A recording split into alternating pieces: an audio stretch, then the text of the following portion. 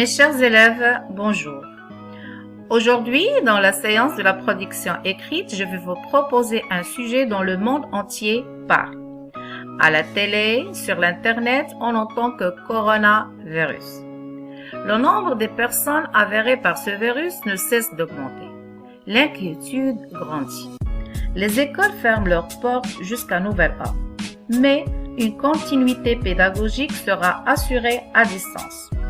Il est très important de rester à la maison afin de limiter la propagation de ce contagieux virus. La question qui se pose, qu'est-ce qu'un coronavirus? Coronavirus est une vaste famille de virus dans un nouveau genre, d'origine animale et plus fort que les autres virus déjà connus. C'est l'agent causal de la maladie COVID-19 qui a été découverte pour la première fois à Wuhan, à la Chine, fin décembre 2019. Comment ce virus peut nous infecter? La contamination se fait par le contact direct avec le virus. C'est-à-dire, la maladie peut se transmettre d'une personne à l'autre par le biais de gouttelettes respiratoires expulsées par le nez ou par la bouche lorsqu'une personne tousse ou éternue. Ces gouttelettes peuvent se retrouver sur des objets ou des surfaces autour de la personne en question. Il est nécessaire de se tenir à plus d'un mètre d'une personne malade infectée par ce contagieux virus. Les symptômes du virus corona. Ils sont très similaires à ceux de la grippe. Sur le plan clinique, il est difficile de faire la distinction entre les deux. Pour ce faire, il faut vraiment utiliser des tests en laboratoire. Mais les symptômes les plus courants de la COVID-19 sont la fièvre, la fatigue, une toux sèche, maux de tête, perte d'odorat et de goût et des atteintes pulmonaires graves. En cas de fièvre, de toux, chers enfants, n'hésitez pas de consulter votre médecin car il peut s'agir d'une infection respiratoire ou d'une autre infection. Tu n'as pas à t'inquiéter. Tu peux lutter contre le coronavirus qui cause la maladie COVID-19. Tout simplement en respectant les règles d'hygiène. D'abord, il faut laisser une distance sociale.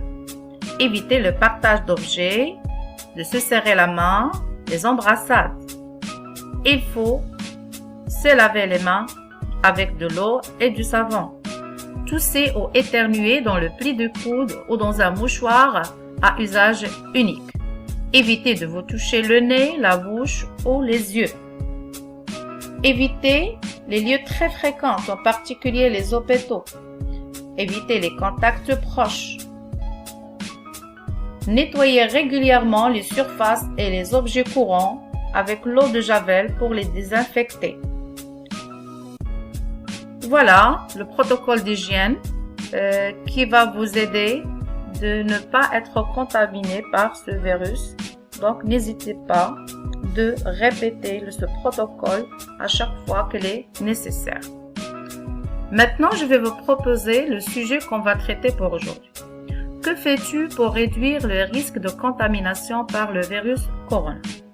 Avant de commencer à écrire, il faut lire le sujet plusieurs fois et poser la question de quoi je vais parler et comment pour mieux structurer ma rédaction. Que fais-tu pour réduire le risque de contamination par le virus corona? Donc, chacun d'entre vous va écrire un texte court de 6 à 8 phrases dans lequel il va nous dire qu'est-ce qu'il fait pour se protéger de ce virus pendant la période de confinement mise en place par le gouvernement. Voilà une boîte à outils où il y a des noms et des verbes proposés pour vous aider. Donc, je vous souhaite bonne chance et à la prochaine séance.